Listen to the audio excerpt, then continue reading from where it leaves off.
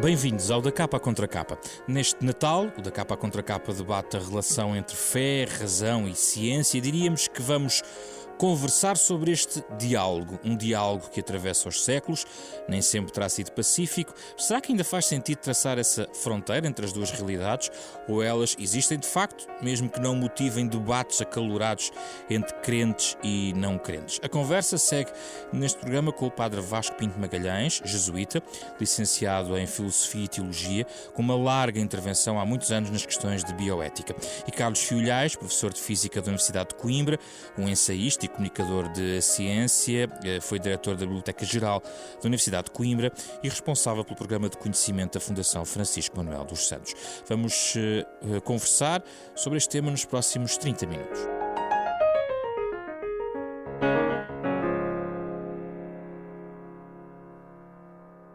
Obrigado pela vossa presença. É um gosto recebê-los nesta época especial para nós. Carlos Fiolhais, começo por si.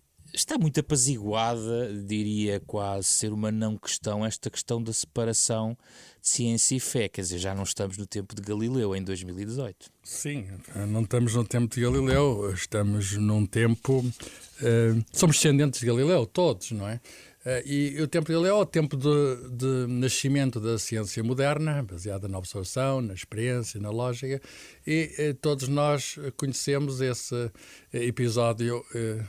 podemos chamar infeliz, da condenação pelo Tribunal da Inquisição. De qualquer modo, o Papa João Paulo II já mandou, já no século passado, reanalisar o assunto, e o assunto considera-se teologicamente resolvido. Encerrado. Mais do que isso, a coisa curiosa, o cardeal Ravasi, que presida a Congregação da Cultura, ele disse que tinha razão Galileu, o cientista, mas tinha também, acrescenta ele, razão Galileu, o teólogo. O que é que ele queria dizer com isso? Queria dizer que hoje todos sabemos que o Sol está no centro do sistema solar, a Terra gira à volta, mas ele tinha resolvido na cabeça dele uma questão que porventura muita gente hoje não terá resolvida, que é a separação, digamos, entre a possibilidade de aceder ao transcendente, e ele continua a ser cristão e católico, apesar daquela dura provação, e por outro lado a capacidade de compreendermos o mundo que nos é dado, digamos, pela inteligência que temos. Nós conseguimos compreender o mundo. E essas duas dimensões do homem, uma ligada à fé, outra ligada à razão, ou à ciência, mais que à razão, porque a razão, enfim, não está apenas na ciência, claro. Podem coexistir, e toda a nossa experiência mais recente, contemporânea, afirma-nos que podem coexistir.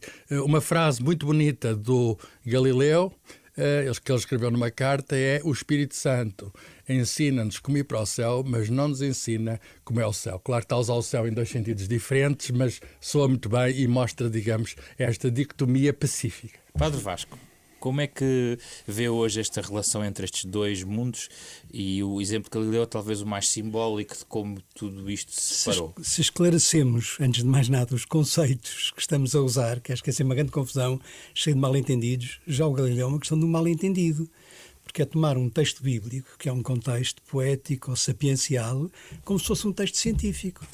E então aquilo é um engano, porque... poeticamente, eu sempre posso dizer que o Sol deu voltas e está a nascer, e toda a gente percebe que isto não é uma linguagem científica, como a Bíblia. Agora, se eu tomo, e esse é que é o grande engano, a linguagem da Bíblia, como se aquilo fosse ciência, então parece que ele está a dizer uma grande heresia. Só que estava a falar de linguagem científica, outra coisa é falar uma linguagem poética, ou sapiencial, ou cheia de parábolas, e por isso não podemos... continuar nunca esta conversa, é sempre um mal-entendido, porque não esclarecemos os termos. Era a grande coisa para onde São Tomás começava. Vamos lá esclarecer primeiro os termos. Mesmo estas questões entre fé e ciência, porque está mal esclarecido o que é ciência, está mal esclarecido o que é fé. Então vamos lá esclarecer. Vamos lá. Comecemos pela fé, está bem, mas vamos conversando sobre isto, porque... E qual é o âmbito de cada um destes conhecimentos? Antes de mais nada, a fé não é um conhecimento, é uma relação pessoal, que muita gente toma como um sentimento, mas não é um sentimento. Inclui muitos sentimentos, às vezes até de sensação de vazio ou de raiva. Mas a fé é a convicção de uma relação que vale a pena, que é construtiva. e que, portanto, que me gera uma atitude de confiança. E é profundamente humana. E é profundamente humana. Embora seja transmitida como tudo, o humano é transmitido, tudo de alguma maneira me é transmitido, mas depois é assumido como uma relação de confiança. Mas quando se pensa que é fé, e estou a pensar um conteúdo de fé, penso no credo, já estou a fazer uma grande confusão. Se estou a pensar numa fé islâmica, que é bastante diferente, porque não basta ter fé, se eu estou a pensar em crença, ou ainda sobretudo, se eu tenho uma ideia de Deus muito particular e que não esclareço o que eu tenho, porque eu acho que há muitos ateus de imagens de Deus. Muitas vezes coisas muito mal passadas. E eu até desses ateísmos todos sou profundamente ateu, porque realmente aquilo que as pessoas têm na cabeça do que é Deus São deístas. é horrível. Não, e portanto, não esclarecemos. Quando eu digo Deus, o que é que eu estou a dizer? Como cristão. Outra coisa era um muçulmano ou mesmo um judeu. Então vamos fazer aqui um ponto. Vamos começar agora... pela fé. Vamos começar pela fé. Já vamos ao resto. Sim. Fé não é algo que propriamente Carlos Filhais arranja uma equação para descrever. Não pode ser descrito pela ciência, é algo que está para além da ciência, e a procura de Deus não se faz nunca, nem nunca se poderá fazer pelo método científico. Deus nunca aparecerá num telescópio, num microscópio, no maior acelerador de partículas do mundo que fica no CERN. Deus é inacessível e é inacessível dessa maneira. Qual é a maneira? Enfim, falou a palavra confiança, quer dizer, é uma confiança que começa por ser individual, mas é também coletiva, que é uma confiança que, portanto, pode ser partilhada, embora não seja universalmente partilhada. O que é que se quer dizer? Quer dizer que, vamos lá ver, há um certo salto entre o natural e o sobrenatural, há um salto para o transcendente. E Deus é o nome enfim, sumário que nós damos ou podemos dar ao transcendente. O transcendente, não digo que não seja, não existe, claro que existe, mas existe na medida em que cada um consiga lá chegar, em que cada um está para além de coisas. Se uma pessoa tentar, por exemplo, compreender, o transcendente por vezes excede qualquer compreensão, tem de a certa altura desistir de compreender, não querer compreender. Aliás, Santo Agostinho dizia, e perdão por ser eu a citar Santo Agostinho, Santo Agostinho dizia assim: se compreendeis não é Deus. E isto às vezes não está suficientemente claro. Porque, mas é muito bem dito. Eu conto uma pequena história que o padre Alic, o padre checo que esteve há pouco em Portugal e que tem uns livros muito interessantes que eu gosto e recomendo, ele conta que tinha uns amigos padres, faziam retiros e a certa altura chamaram um físico, eu também sou físico, chamaram um físico a explicar o Big Bang, a origem do mundo, essas partículas, essas coisas todas, e era um físico crente, um físico, digamos, participava na comunidade religiosa, etc. E eles estavam todos muito expectantes ao que ele vinha dizer sobre o início do mundo. E depois, no final, ficaram um bocado desiludidos porque ele falou de tudo menos de Deus. E o padre Alic disse assim: homens de pouca fé, aos seus colegas, homens de pouca fé, vocês pensavam que vinha para aí o físico, apesar de querendo explicar-vos o que era Deus, quer dizer, vocês estão aquém da verdadeira coisa. Não, e se o físico falasse de Deus, estava a saltar fora da física. Porque a ciência nunca dirá nada de Deus. E por isso é um mal-entendido. Claro, há um entendido velho. O marxismo achava que, quando o conhecimento avançasse, Deus ficava encostadinho na sacristia. Geralmente vem o Big Bang sempre como campo para exemplificar a criação. Acontece que a criação está na Bíblia. É uma história, enfim, mítica e uma história poética, se quisermos, também sapiencial, num certo sentido, mas o que é certo é que a física, de acordo com os melhores dados que temos, não é? Porque a ciência tem sempre alguma contingência, a ciência acumula, a ciência caminha para o futuro, mas diz-nos, ensina-nos que o nosso universo não é eterno para trás, teve um início. E curiosamente, nesta afirmação da ciência também participou na gênese desta ideia que é chamada vulgarmente do Big Bang. Participou um padre belga, o Georges Lemaitre, que prova que ciência e fé podem ser compatíveis, e a certa altura houve uma tentação, é muito curioso, do Papa na altura, então está aprovado. Se a criação que aparece no Gênesis está provado, os físicos, lá estamos. e é um erro. E o padre Lemaitre disse ao Papa isso: cuidado, não se meta nisso, porque se a certa altura na ciência pode haver prova e rejeição, se depois a prova falha, a fé fica em causa. Mas deixe-me dizer uma coisa. Diga. É porque, de novo, o que é que a gente está a dizer quando diz criação?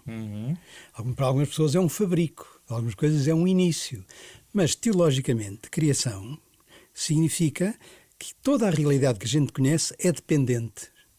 Ontologicamente dependente. Nem sequer é necessário dizer, e o São Tomás aceitava, que não há um momento inicial, que a matéria pode existir desde toda a eternidade. Agora, desde toda a eternidade é dependente, não é autossuficiente, não se explica a si mesma. Isto significa que é criada. Mas a gente tem a ideia de fabrico, tem a ideia de origem temporal. Mas não é origem temporal, é origem ontológica. E de novo, pronto, uma grande confusão. O Papa Francisco, há 4 anos, na Academia Pontifícia das Ciências, disse: quando lemos a respeito da criação, corremos o risco de imaginar Deus como um mágico, Exatamente. com uma varinha mágica capaz de fazer Um tudo. ilusionista que faz algum fogo de artifício e vem... Mais à frente diz que o Big Bang, que hoje temos como origem do mundo, não contradiz a intervenção do Criador Divino, mas sim o exige. A evolução na natureza não é incompatível com a noção de criação, pois a evolução exige a criação de seres que evoluem. O exigir eu tenho... Aliás, um bocadinho, pensar que criação se opõe à evolução.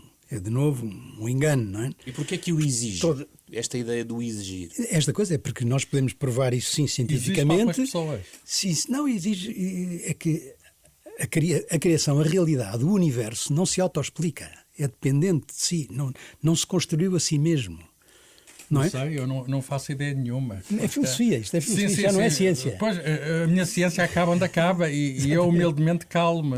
Aquilo que não posso dizer eu calmo. Mas, professor Filhais, deixe-me dizer, é que, de novo, ali para a ciência e para a teologia, o único espaço onde nos podemos entender e falar disto é a filosofia. E na filosofia temos que modificar estes conceitos. Filosoficamente percebemos que o universo, por mais infinito que seja, por mais intemporal que seja para trás e para a frente, não é autossuficiente. Mas não se criou a si mesmo. Mas é também na filosofia e outros que Eu não sei se a filosofia pode provar afirmações da ciência. Não, isto não é da ciência. Claro que precisamos de filosofia, e claro que há várias perspectivas da filosofia. Sim. Mas quando eu vou a muitas escolas, até porque este tema toca-nos a todos, o tema da criação, que no fundo todos nós perguntamos quem somos, de onde vimos, como começou tudo. São perguntas naturais, é a curiosidade humana e que se manifesta desde tenridade.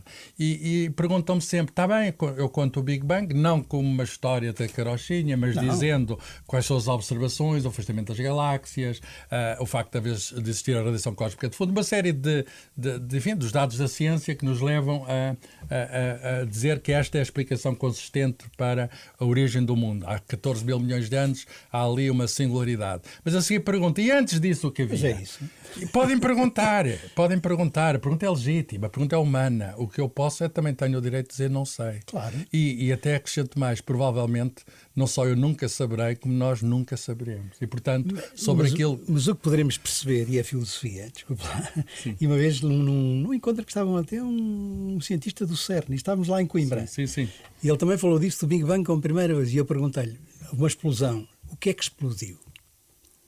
Alguma coisa tem que ter explodido, portanto, alguma coisa há antes. Não é o nada que explode. Isto é filosofia. É difícil, porque voltando ao Santo Agostinho, o Santo Agostinho é muito engraçado porque não sabia física, muito menos física moderna, não conhecia o Einstein, mas o Einstein, para descrever o universo, ele liga matematicamente o espaço e o tempo e faz uma entidade que nós dizemos a 4 dimensões, que é o espaço e tempo, e as coisas estão relacionadas. E se olharmos para, digamos, cientificamente para aquilo que é o Big Bang, é uma singularidade do espaço-tempo. O que é que significa esse palavrão? Significa que é o sítio, digamos, onde tudo começa, incluindo o próprio espaço e o próprio tempo, quer dizer, incluindo o cenário de fundo. E o Santo Agostinho dizia que Deus, enfim, a certa altura, quando não teve uma eternidade à espera de criar o mundo, mas a certa altura, quando criou o mundo, criou também o tempo e o espaço. E de algum modo, claro, eu não estava a fazer ciência, mas de algum modo esta frase encontra ressonância na física moderna, no sentido em que não podemos falar de Deus com certeza, mas não podemos falar de tempo antes do tempo, porque se o tempo começa há 14 mil milhões de anos, que sentido é que faz falar do antes? Padre Vasco? Não, que sentido é que faz falar de um Deus que cria? Porque estou a meter tempo em Deus. Porque a certa altura Deus cria. Como é que é isso dessa altura se ali também começa o tempo? Portanto, não há... Não é sempre o mesmo problema humano, não sei se concorda. O problema humano de colocar atributos humanos à divindade. Exatamente, e portanto estou a dizer que Deus criou... Não, Deus não pode fazer outra coisa senão criar. Desde sempre e toda a eternidade. Porque Ele não é alguém que está no tempo e que a certa altura cria. Ele é criador, a sua maneira de ser é criar. Ele não é uma pessoa que cria. O seu ser é criação, é criar.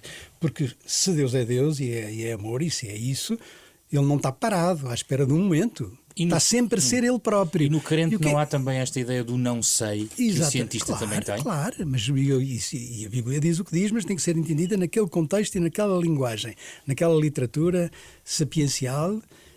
Mas, depois, por isso agora, quando estou a falar, agora estou a falar com a filosofia. Mas também dizer que Deus não é um Senhor que cria. Ele é criador. É a sua maneira de ser. Não é uma pessoa que ama muito. São João vem dizer, Ele é amor. E o amor o que é? É a doação de si mesmo, sempre. Não há um antes. Não há um antes de Deus. Nem Deus está no tempo. Estou a ver este conjunto de enganos em que estamos sempre a cair todos. Meu, a filosofia tem que ter muito cuidado. Eu percebo porque até fui criado neste caldo de cultura, que é a cultura cristã. Com certeza nós temos uma noção de Deus, e é uma noção que nos é dada pela tradição, e a nossa tradição é a tradição, digamos, aqui vamos chamar ocidental, mas eu suponho, sabendo muito pouco disso, eu não sei o que é que se passou antes do Big Bang e também não sei quais são as outras concepções de Deus, mas sei que há outras religiões que colocam Deus num plano e de uma maneira que eu não conheço bem. Mas, por exemplo, de uma que eu conheço bem é o facto de Einstein ter uma noção de divindade ou de religião, se quisermos, muito diferente de qualquer uma destas explicações convencionais, que é uma espécie de Deus de Einstein. Quem era o Deus de Einstein? É muito curioso. É um Deus, ele identificava, ele tem origem judaica, e aprendeu do catecismo católico, mas não se identificou com essas religiões do livro tradicionais. Então, ao longo da vida dele, ele criou a noção da harmonia, digamos, do mundo, um pouco no sentido de Spinoza, que é o sentido, digamos, pode ser que é panteísta, mas no sentido de haver beleza, digamos, na criação, agora a criação como obra, e dizer, Deus é isso, é a beleza da criação. E isso é uma noção muito difícil de explicar, e muito difícil de entender. Aquilo que é difícil de explicar é difícil de entender, mas podemos chamar talvez a religião de Einstein. E ele dizia que a religião é um consolo da alma, com certeza, mas eu, olhar ao considerar esse cosmo imenso do qual nós somos muito, muito, muito pequeninos, eu encontro consolo na apreciação estética. Claro. Não, e esta estética, a beleza, o amor, é isso que é Deus, é a harmonia. E por isso a criação é do caos para o cosmos, e o cosmos é a beleza. Esse é o caminho. E por isso aqui, se calhar, ajudava-nos muito a sintetizar tudo isso o Padre Teilhard de Chardin. Sim. O grande evolucionista, o grande cientista, que exatamente diz... Mas também não foi fácil a vida para ele, não sai da igreja. Exatamente. Só publicou depois de morto. E não foi ele, exatamente, e foi proibido exatamente por causa destas confusões de linguagem. Porque ele dizia, e muito bem, e tem muito mais a ver com a Bíblia, não há um cosmos, há uma cosmogénese. E é o que está a acontecer, é uma cosmogénese cheia de altos e baixos, cheia de avanços e recuos, mas essa beleza... Eu admiro o Padre Teilhard de Chardin, também um jesuíta, que trabalhou na China, digamos, em paleontologia, porque ele conseguiu fazer uma espécie de uma fusão entre ciência e teologia que, enfim, é uma visão muito individual, mas que se lê bastante com proveito. Por outras palavras, é uma forma de diálogo entre ciência e religião. Quer dizer, com certeza ele estava a escrever ali coisas que não eram inteiramente científicas, a questão de Deus como o final de tudo, como o destinatário de tudo. Mas que já vem. Agora, claro que apanhou uma época muito, muito complicada com a Igreja, que foi a crise do modernismo. E onde houve uma Igreja que se fechou à ciência, com medo que exatamente, através destes textos, a ciência viesse desfazer, o que é uma coisa completamente infantil, mas na altura tem que se compreender. Mas deixem defender também a Igreja Católica atual. O Papa Francisco tem digamos, conhecimentos de ciência. Ele formou-se até tecnicamente em Química, tem um curso médio superior de Química. E a encíclica que ele escreveu, que nos legou, sobre as alterações climáticas, é algo que se senta em boa ciência. Claro. E muita gente da ciência acham que ele deu um contributo, eu também acho, é um contributo extremamente positivo para a coisa. Portanto, é uma ciência que é uma Igreja Católica que hoje temos muito aberta, pelo menos nessa questão da manutenção do planeta como causa comum, que é o nome que ele chama, e aí há muita visão, a visão franciscana, ele é jesuíta, mas chama-se Francisco, de São Francisco de Assis, que é a ligação, digamos, à natureza, o irmão, os animais, o irmão peixe, o irmão sol, quer dizer que tudo na natureza está ligado. E se a ciência nos ensina alguma coisa é que, de algum modo, eu sei que sou, mais uma vez, tal como Santo Agostinho era cientista, São Francisco de Assis também é, mas nós hoje sabemos a ciência que tudo está ligado. Sim. Tudo está ligado. Por outras palavras, que a casa comum é uma noção verdadeira, é uma noção a preservar, a transmitir, a defender. E eu queria só acrescentar, porque queria trazer ainda a tempo útil este tema aqui à conversa, tem a ver com a ética. Sim. O terreno onde parece haver um consenso, talvez também na cultura ocidental, os conceitos e os limites estabelecidos em relação do ponto de vista ético são também os que a Igreja defende. Claro. Não, e exatamente, é na ética que pode haver críticas à ciência e ao resto e a todos os comportamentos. E, portanto, a questão não é com a fé, muitas vezes com a ética. A ética não briga com a ciência, briga com os métodos que possa usar e com as consequências disso. A ética é altamente crítica, e nesta Laudato Si do Papa Francisco, por causa do grande risco hoje de cairmos numa tecnocracia. O que se pode fazer, faz-se. Sem uma interrogação ética, se isso é humano, se isso é mais humano. E por isso, o que pode criticar a ciência não é a religião, é a ética. E não a ciência, mas o seu uso.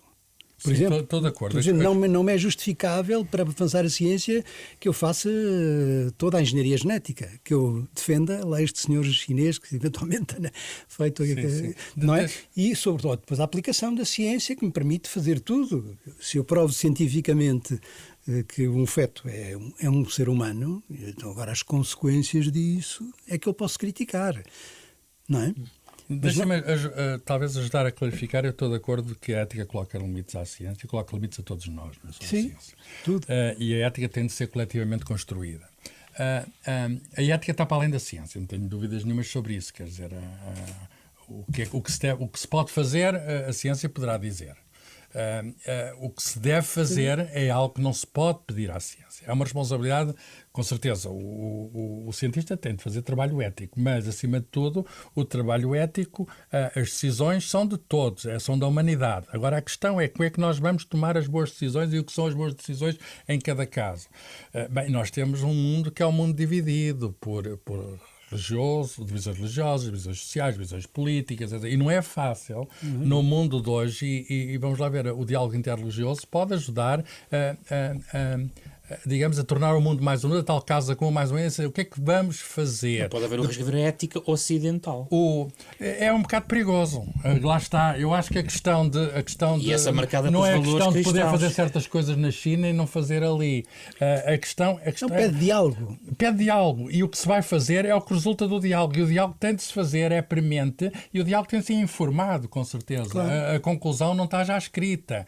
Nós temos de coletivamente construir. Há coisas novas. Por exemplo, essas possibilidades de edição genética são coisas muito, muito recentes. Eu receio, por exemplo, que o público, a sociedade, seja oriental, seja ocidental, a sociedade humana, esteja ainda inconsciente, digamos, das possibilidades e a ciência tem de se conjugar com a consciência. A ciência sem consciência. Havia um autor do século XVII, Rabelais, que dizia: ciência sem consciência, era padre e médico, é ruína da alma, dizia ele. Não, e tem toda a razão. Mas, de novo, aqui precisamos muito de diálogo para ir reconstruindo ou atualizando aquilo que está por trás da ética, que é a antropologia. Mas estamos a negar, essa aí é que é a discussão. Quem somos nós, humanos? E o que é que queremos ser? O que é que nos parece que é a humanização? Isto pede muito diálogo por causa das culturas. Mas há E o Sr. Padre concorda que, havendo várias religiões, é preciso pedir a cada uma o seu contributo. Havendo ateus, é preciso perguntar o que eles... Por exemplo, o Einstein é muito curioso. Ele, não sendo propriamente um ateu, tinha esta religião cósmica, mas ele achava que a ética é um assunto dos homens. Que não era, por outras palavras, não é a questão de Deus ter entregue a Bíblia. E claro, por isso é que não preciso ser religioso para encontrar a ética, mas preciso fazer uma antropologia, que é aquilo que estamos a saltar fora, estamos a querer fazer a ética sem antropologia. Porque a antropologia, cada um é que acha o que é, e não estamos a combinar o que é ser humano, e o que é ser mais humano, porque o humano está em construção, ainda por cima. Podemos melhorar ou piorar. A nossa relação com o mundo pode melhorar ou piorar. Esta é a questão da crise ecológica. O que estamos a fazer é bem para o humano? É humanizador? Ou é um excesso de aplicação subjetiva, relativista da ciência? Porque posso dar cabo da Amazónia convencido que estou ali a fazer... Ou do planeta todo. Mas isso é bom para o humano? Isso é bom para o humano? Portanto, a crise ecológica é fundamentalmente uma crise ética e cultural. Com a tentação muito grande, que é em nome da ciência poder ser relativista, porque estou a criar o mundo que eu entendo, mas não estou... Às vezes usa-se também o nome da ciência em vão, desculpa. Claro. Pegar esta expressão da Bíblia, usa-se o nome da ciência em vão, porque às vezes, enfim, não é a ciência responsável por tudo isso. Nós temos economia, e o Papa diz que temos uma economia que mata. Quer dizer, não sou eu a dizer, quer dizer, e de facto mata. Há vítimas da economia. E, portanto, a economia tem uma ambição por vezes desmedida, o aproveitamento dos recursos e de facto caminhamos no mau sentido, e não foi pelo facto da ciência permitir as máquinas a vapor, ou as máquinas elétricas, hoje em dia as máquinas eletrónicas, amanhã a inteligência artificial. Tudo isso a ciência vai fazendo o seu caminho, e é um caminho humano. Ao bocado dissemos que a religião é algo intrinsecamente humano. A ciência também é intrinsecamente humano. A ciência é o impulso da descoberta. Nós começámos por tentar definir o que é a fé. O que é a ciência? A ciência é também tentar entrar no mistério, e aí concordamos que de facto há uma busca, há uma procura, mas com um certo método, de acordo com certas regras. O que não for possível com aquele método e com aquelas regras, então não se pode fazer, pelo menos não se pode chamar científico. E há tanto mundo que escapa ao método e às regras da ciência, por exemplo, o mundo da ética, ou o mundo da beleza. Falámos da beleza do mundo, o que é o belo. Será que a ciência algum dia poderá dizer o que é belo? Portanto, ainda bem que a ciência está no seu lugar, é imprescindível. Eu até diria, se me permitem, que não seremos nunca salvos se não tivermos com suficiente informação da ciência, mas não é a salvação. Não, e de novo volta àquela coisa, o que a ética critica não é a ciência, é o seu uso. São os seus eventuais métodos. E, portanto, a ciência tem todo espaço. Então, a face da religião deve crescer o mais possível. Não tem limites. O que pode ter limites, de facto, é como é que é concretizo, como é que é passo para a prática. Mas então vem a ética, não vem a religião. Estás a usar a ciência de forma a humanizar, a tornar o mundo melhor, mais belo, mais harmonioso, mais vivível, ou estás a usar um poder científico matando, destruindo uma economia que afinal gera fraturas terríveis, uma ciência genética que vai criar monstros. O Carl Sagan é um grande divulgador científico que não era propriamente crente religioso, mas tentou no final da vida fazer diálogos crentes. Na altura o receio era de uma guerra nuclear, estamos no tempo da Guerra Fria, e havia o espectro de o homem tinha e tem meios para aniquilar. E ele dizia uma frase que até pode ser interpretada teologicamente e que é oportuna nesta quadra natalícia. Ele dizia: ama o teu próximo, porque nos próximos milhões de anos-luz não há outro. Claro. Por outras palavras, isto visto lá ao longe, a Terra é de facto um pequeno ponto azul onde se passam aqui todo o drama humano, vamos chamar de drama humano, todo o drama humano, que é a existência de cada um connosco próprios e a existência de cada um com o tal próximo. E o próximo é próximo, ele coloca isto em sentido cósmico. O próximo é próprio, porque o próximo somos nós, quer dizer, é muito interessante. O ADN, estamos a falar de genética, o ADN também nos mostra, essa molécula, essa descoberta da ciência, também nos mostra que nós temos coisas a ver com os animais, com as plantas. Alguns dos genes são os mesmos. Nós somos o resultado de uma longa história, a árvore da vida, e nós somos o único ramo dessa árvore que pode colocar perguntas sobre o mundo e que pode perguntar perguntas, se calhar, sobre os outros, sobre si próprio, e tem a obrigação de procurar respostas. Tem a obrigação de procurar respostas. Umas serão do tipo científico, respostas do tipo científico, e outras serão respostas que eu diria serão respostas subjetivas, serão respostas que ficarão a cargo de interpretações e etc. E que são sempre humanas. Sempre humanas e fazem sentido, podem não fazer o sentido. Eu suponho que, não sei, concordará ou não comigo, mas a religião procura sentido, a ciência também procura sentido, só que é que o sentido do sentido é diferente. Claro. E a fé é uma questão de sentido, de encontrar o sentido e segui-lo. Mas cá está, de novo, estas coisas todas, estava também aqui a pensar que, voltando um bocadinho, e que é um caso muito paralelo com o Darwin, que também, de certa altura... Sim, é outro mal-entendido. Outro mal-entendido. E o seu evolucionismo é bastante aceitável, agora precisa sempre ser corrigido, porque a ciência está sempre a autocorrigir-se, a reanalisar e a aprofundar. Mas o próprio Einstein zanga-se depois com o cristianismo que ele tinha aprendido. Sim. Por um mau entendimento que lhe foi transmitido e, portanto, de alguma maneira, por culpa de uns catecismos, de se considerar que quem não era cristão e não era batizado não tinha lugar na transcendência. Isto é horroroso, porque então isto é um Deus disforme. Nós, muitas vezes, transmitimos, nós às vezes, catequistas, uma ideia erradíssima de Deus. Questão do medo, não é? Questão do medo. Mas uma ideia erradíssima de Deus, como se Deus fosse um patrão mal disposto, que castiga, que ilumina, que exclui. Quando essa imagem é terrível. Dessa imagem eu sou ateu. Não, é porque... Há equívocos que sucedem, não é? E continuam, e se prolongam em relação à criação, em relação à pessoa humana. A ciência faz um grande serviço à fé, dedicando-se a isso e dando-nos a conhecer o humano amado por Deus. E acho que a fé faz um grande serviço à ciência, mostrando não só que não tem limites, mas que se apure e se purifique para ficar, não queira saltar fora dos seus sapatos, não queira concluir para o transcendente coisas que são do imanente.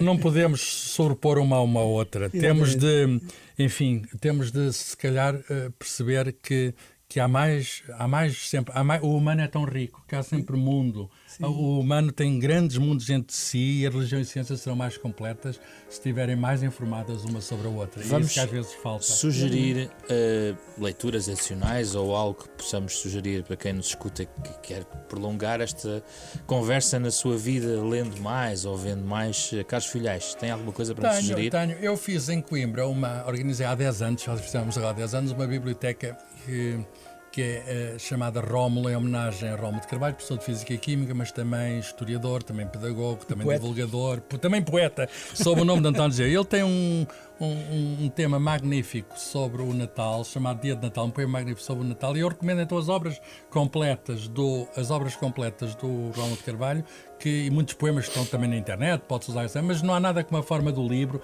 Procurem a obra completa do Rómulo. Eu leio só o início deste poema e conto como é que é o fim, porque acho que é muito pedagógico. O poema já tem bastantes anos, mas é cada vez, infelizmente, mais atual.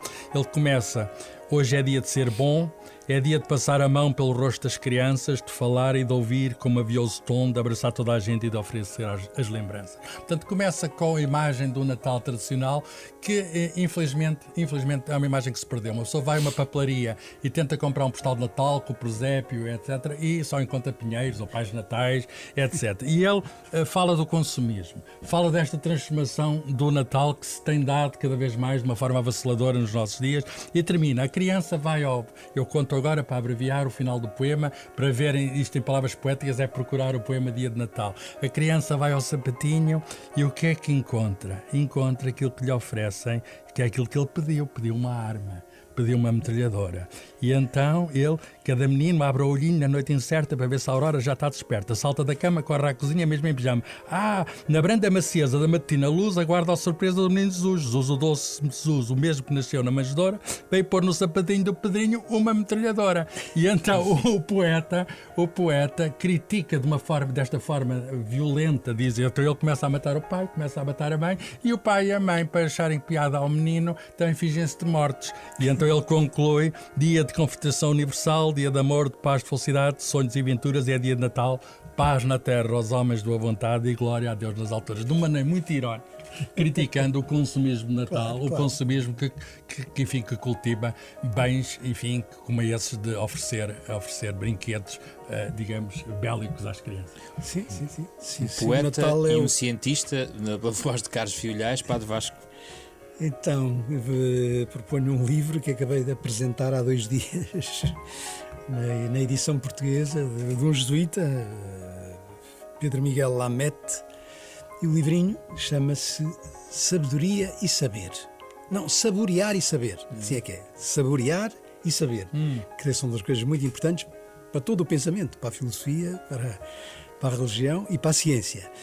E é um livrinho muito interessante porque exatamente é um livrinho que, para ajudar a pessoa de alguma maneira a libertar-se de preconceitos, de maus conceitos, de preocupações mal entendidas, desta carga e sobrecarga que não nos deixa ser quem somos.